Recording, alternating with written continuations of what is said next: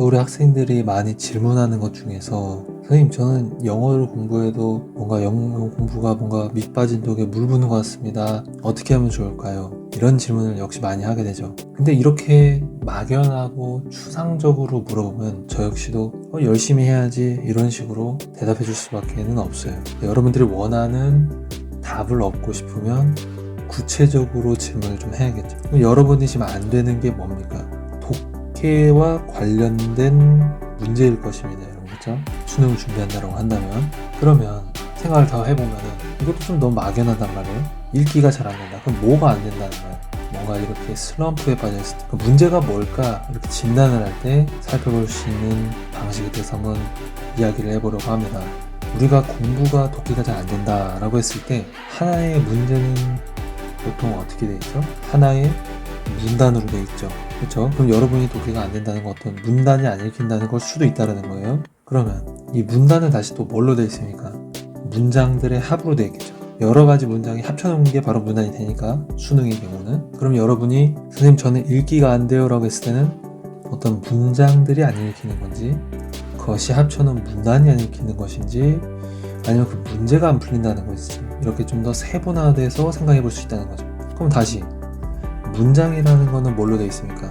다시 한 번 더 어떤 단어들의 합으로 또 되어 있겠죠. 그러니까 제가 드리고 싶은 말씀은 뭐냐면 내가 영어가 잘 안 된다, 좀 어려운 것 같다 라고 했을 때 여러분들은 4가지 기준으로 내가 뭘 안 되는지를 구체적으로 진단해 보자는 거예요. 그러니까 첫째로 내가 단어가 안 된다는 것인지 문장이 안 읽힌다는 것인지 그 다음에 그 합쳐놓은 문단이 안 읽힌다는 것인지 문제를 푸는 요령을 모르겠다는 것인지 이렇게 정확하게 진단이 돼야 된다는 것입니다. 그래서 이렇게 구체적으로 질문을 해줘야 제가 답변 드리겠죠. 그렇죠? 자, 그러면 이 단어를 열심히 공부했는데 잘 안 늘어요. 그거는 저도 마찬가지. 저도 단어는 정말 끝이 없죠. 저는 어느 언어나 끝이라는 건 없습니다. 근데 우리가 사실 이렇게 선생님 저 단어가 안 외워져요 라는 말에는 여러분들 이미 답은 다 알고 있어요. 뭐냐, 여러분 공부에서 가장 그냥 당연한 진리가 뭐예요? 계속 반복을 하는 거예요. 늘 노력하고 시간을 투자해야 되는 거예요.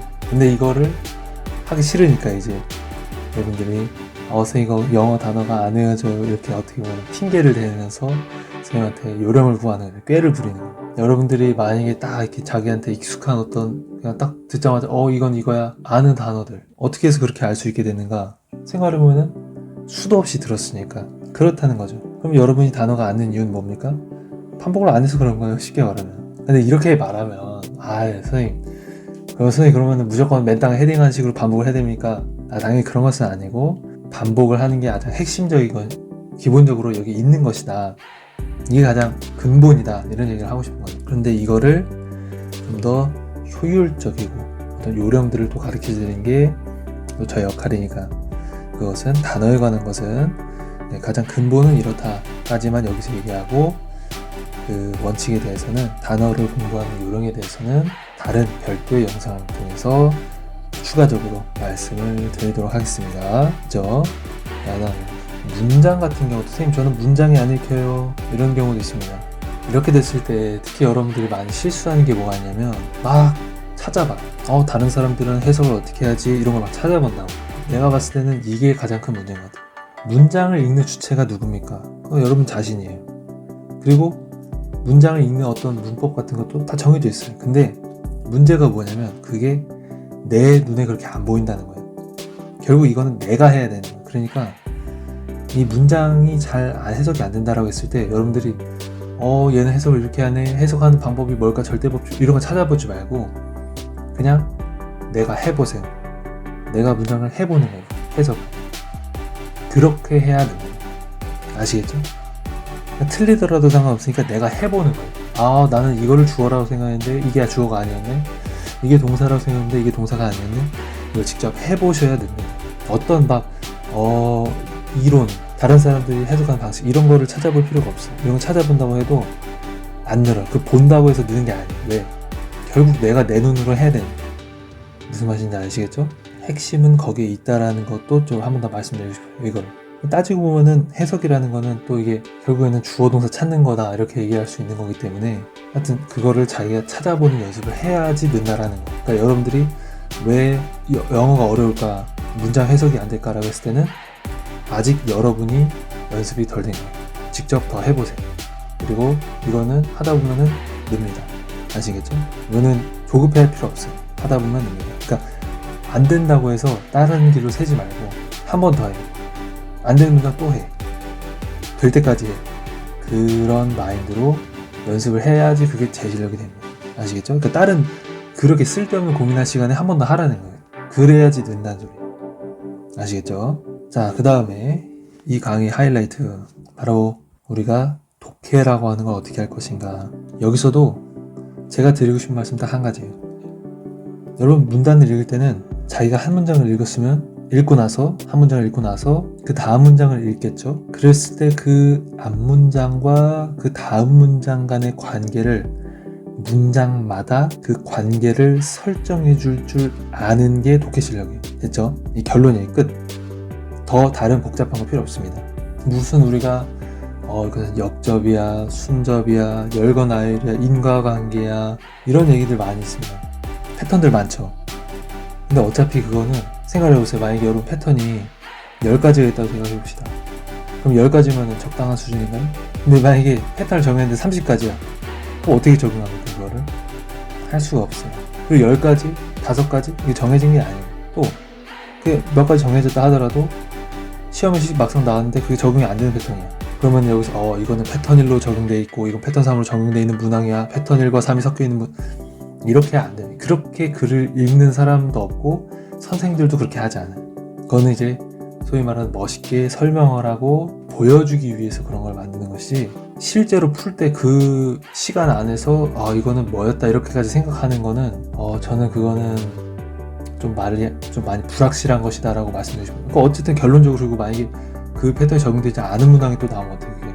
그럼 이건 신유형이야 이거는 좀 무책임한 말인 거죠.